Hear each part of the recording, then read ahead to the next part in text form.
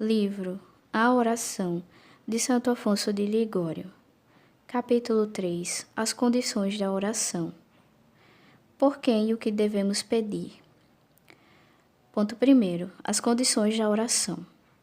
Jesus Cristo fez-nos a seguinte promessa: em verdade vos digo, se pedirdes alguma coisa a meu Pai, em meu nome, ele vos dará. Muitos, diz São Tiago, pedem e não recebem, porque pedem mal. Pedis e não recebeis, porque pedis mal.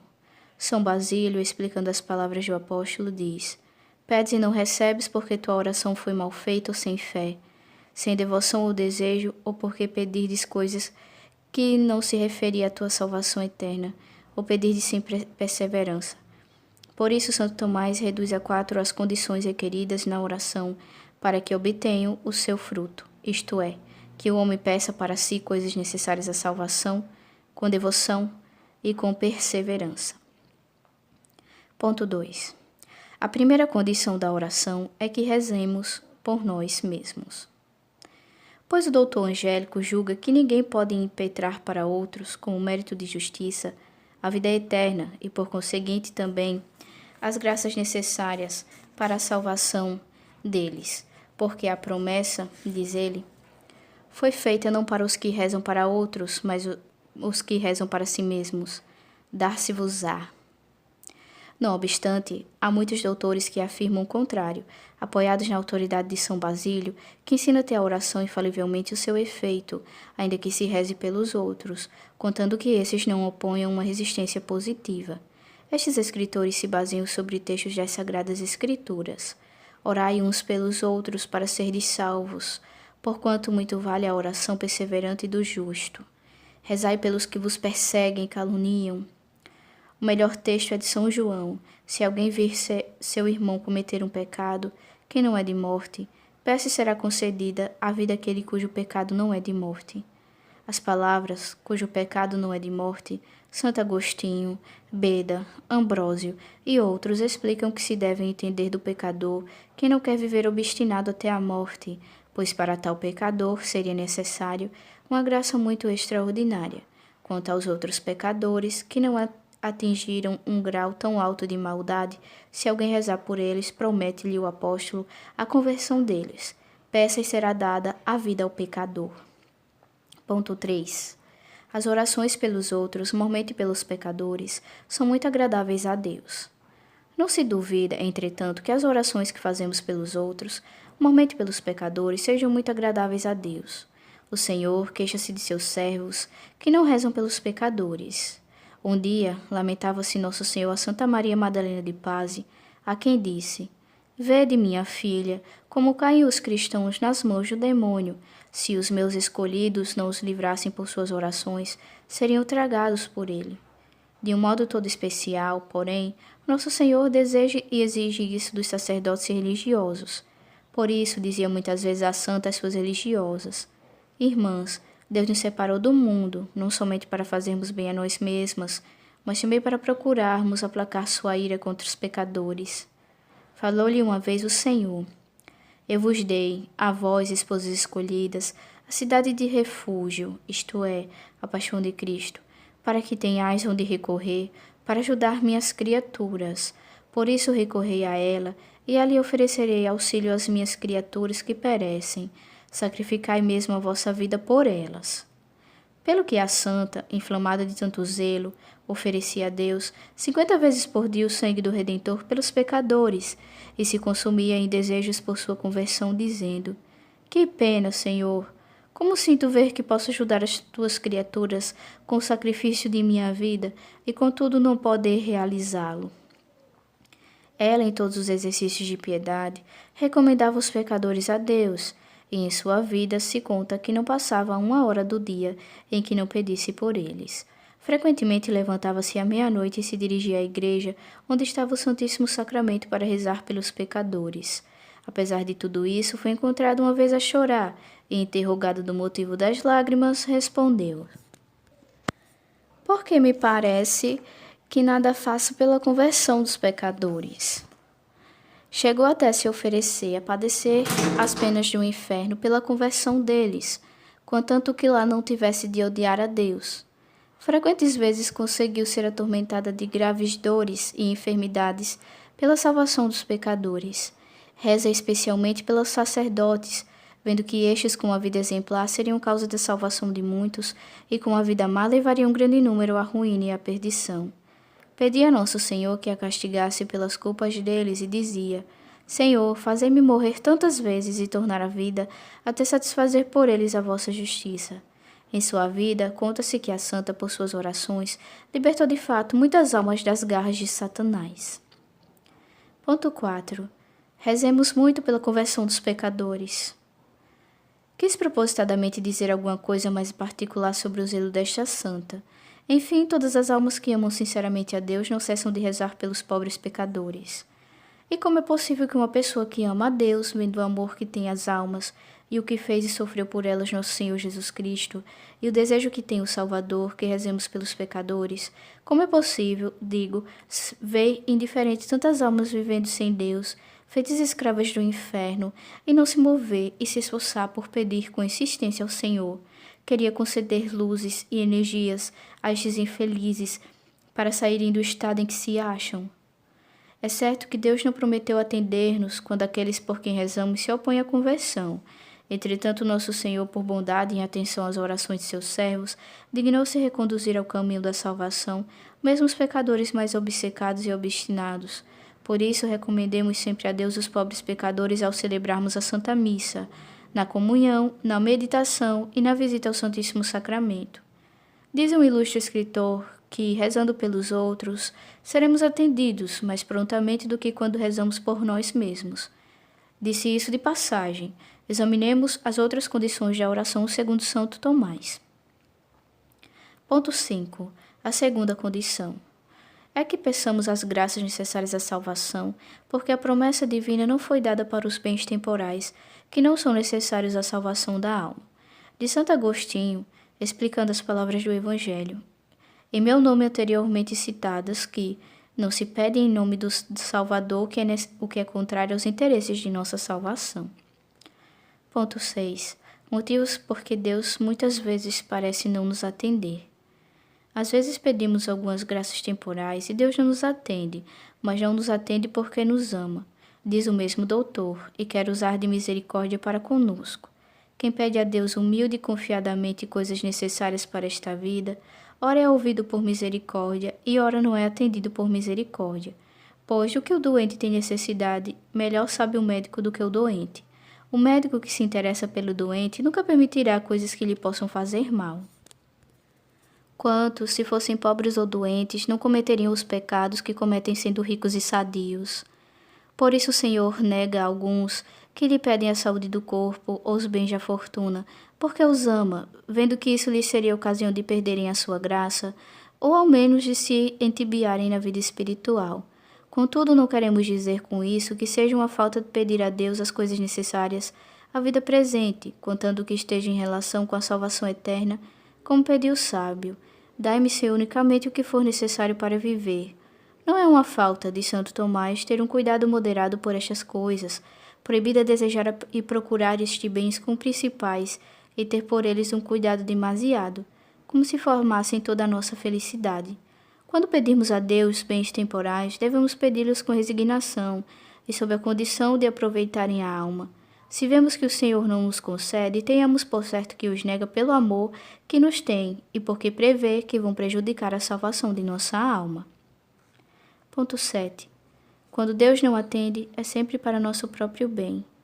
Muitas vezes pedimos a Deus que nos livre de alguma tentação perigosa, e Deus não nos atende e permite que a tentação continue. Nesse caso, devemos entender que Deus assim permite para nosso próprio bem. Não são as tentações e maus pensamentos que nos afastam de Deus, mas sim um consentimento dado. Quando a alma tentada se recomenda a Deus e com o seu auxílio resiste aos ataques de seus inimigos, progride na virtude e une-se mais estreitamente a Ele. Esta é a razão por que o Senhor deixa de atendê-la. São Paulo pedia insistentemente ao Senhor que o livrasse das tentações impuras. Permitiu Deus que sentisse em minha carne um estímulo, que é o anjo de Satanás, para me esbofetear, por cuja causa roguei ao Senhor 3 vezes que o afastasse de mim. 2 Coríntios, capítulo 12, versículo 7. Mas o Senhor respondeu: basta-te a minha graça.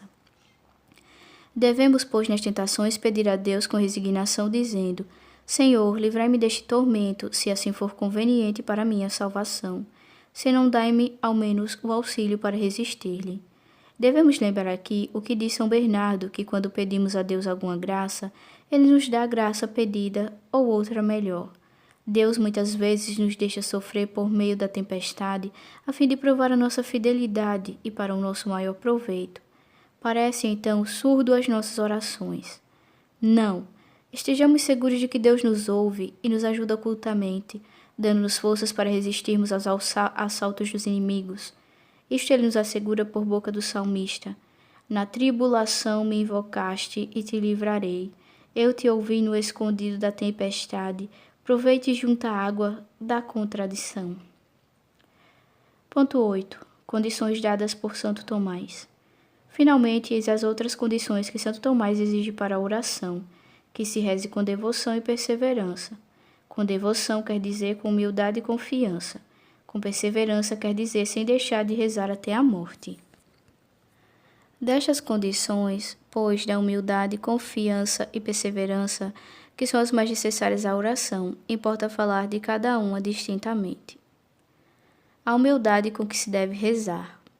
Ponto 9.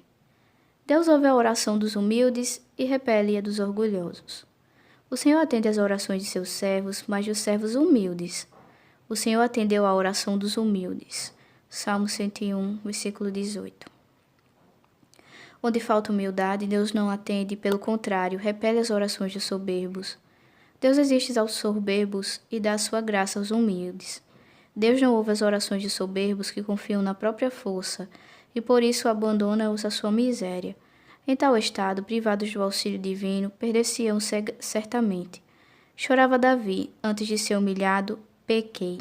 Pequei porque não fui humilde. O mesmo se deu com São Pedro, qual, apesar de avisado por Nosso Senhor de que naquela noite os seus discípulos o abandonariam.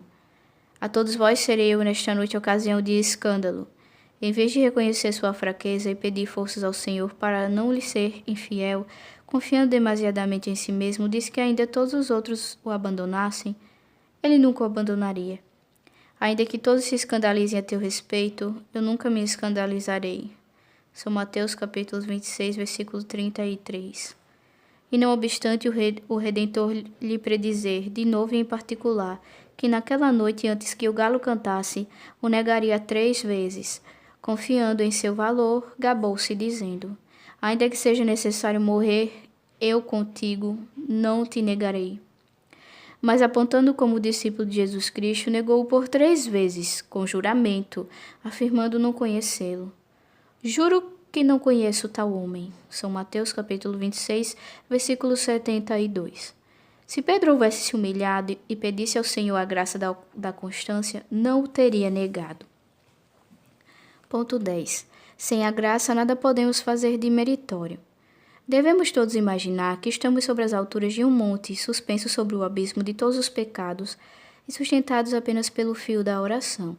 Se este fio se arrebentar, cairemos certamente neste abismo e cometeremos os crimes mais horrorosos.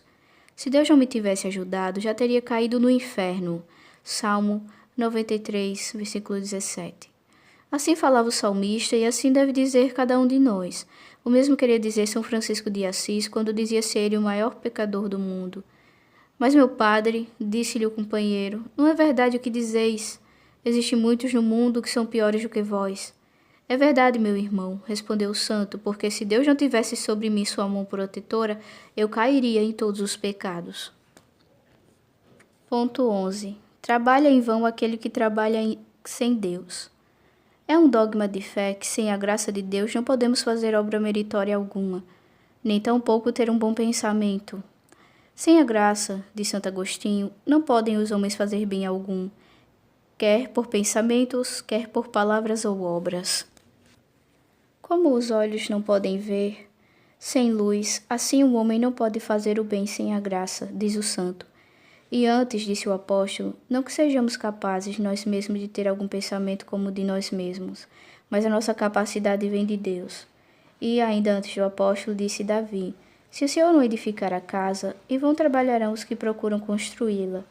Em vão se esforça o homem em se fazer santo, se Deus não o amparar com o seu poder. Se o Senhor não guardar a cidade, inutilmente se desvela o seu vigia. Se Deus não preservar a alma do pecado, em vão procurará ela fugir dele com suas próprias forças. Por isso exclamou o profeta Davi, não esperei no meu arco, pois não quero confiar em minhas armas, mas unicamente em Deus, porquanto só Ele pode salvar-me. Ponto 12. Pela graça de Deus, sou o que sou. Quem achar que fez algum bem e que não caiu em maiores pecados, diga com São Paulo, pela graça de Deus, sou o que sou. Pela mesma razão, não deixou o homem de tremer e recear cair em todas as ocasiões. Quem está de pé, veja que não caia. Com isto quer São Paulo advertir-nos que está em grande perigo de cair quem se julga seguro. Em outro lugar, diz, quem julga ser alguma coisa, não sendo nada, engana-se. Muito sabiamente escreveu Santo Agostinho, muitos sendo fracos não se fortificam, porque se julgam fortes. Só os que se sentem fracos serão fortes. Quem diz que não tem medo de si próprio, prova que confiança em si mesmo e em suas resoluções, mas com esta confiança perniciosa engana-se. Quem diz que não tem medo, não receia mais, e não receando, não reza mais. Então, cairá certamente. Não devemos desprezar os outros por terem caído, e nós não. Pelo contrário, quando virmos outros caírem, julguemos que somos piores de todos, e digamos ao Senhor, se não me tivesses ajudado, Senhor, eu teria feito pior ainda. De outro modo, permitirá Deus, por causa de nosso orgulho, que cometamos pecados maiores ainda. Por isso, avisa-nos o apóstolo que procuremos a nossa salvação eterna. Mas como? Sempre temendo e tremendo. Com medo e tremor, operai a vossa salvação. Com medo e tremor, pois quem vive em tremor, temor e cuidado para não cair, desconfia de suas próprias forças e põe toda a sua confiança em Deus, recorrendo a Ele nos perigos. Deus o ajudará, vencerá as tentações e salvar-se-á. São Filipe Neri, passando um dia pelas ruas de Roma, exclamava, sou um desesperado. Um religioso que ouviu estas palavras perguntou-lhe por que falava daquele modo. O santo respondeu, meu padre, eu desespero, sim, mas de mim mesmo. Este deve ser o nosso modo de agir se quisermos nos salvar. É necessário que tenhamos uma completa desconfiança de nós mesmos. São Filipe, desde o primeiro momento em que despertava pela manhã, dizia a Deus, Senhor, protegei-me hoje, senão eu vos trairei e o venderei. Ponto 13. Eis a grande ciência do cristão. De Santo Agostinho, conhecer que nada é e nada pode. Assim, nunca deixará de pedir a Deus a força necessária para resistir às tentações e para fazer o bem, e fará tudo com o auxílio de Deus, que não repele nenhuma súplica dos humildes. A oração do que se humilha penetrará as nuvens e não se afastará até que o Altíssimo ponha nela os seus olhos. E por mais carregada que esteja uma alma de pecados, Deus não pode desprezar um coração que se humilha. Não desprezará, ó Deus, um coração contrito e humilhado. Deus resiste aos soberbos e dá sua graça aos humildes. Deus é severo com os soberbos e resiste às suas súplicas, benigno, porém, e misericordioso com os humildes. Um dia falou Nosso Senhor a Santa Catarina de Sena, saibas, filha, que toda alma que perseverar humildemente na oração chegará a conseguir todas as virtudes. Ponto 14. Bela advertência de Monsenhor Palafox. É útil citar que uma bela advertência de Monsenhor Palafox, piedosíssimo bispo de Osma, as pessoas piedosas que procuraram santificar-se, em sua anotação, a 18ª carta de Santa Teresa a seu confessor. Ali conta-lhe a santa todos os degraus de oração sobrenatural com que o Senhor lhe havia favorecido. A esse propósito, o mencionado prelado prescreve que essas graças sobrenaturais que Deus se dignou conceder a Santa Teresa e tem concedido a outros santos, não são necessárias para alcançar a santidade, porque muitas outras almas chegaram à santidade sem essas graças extraordinárias. E até há muitas que, apesar de terem recebido aquelas graças, estão condenadas.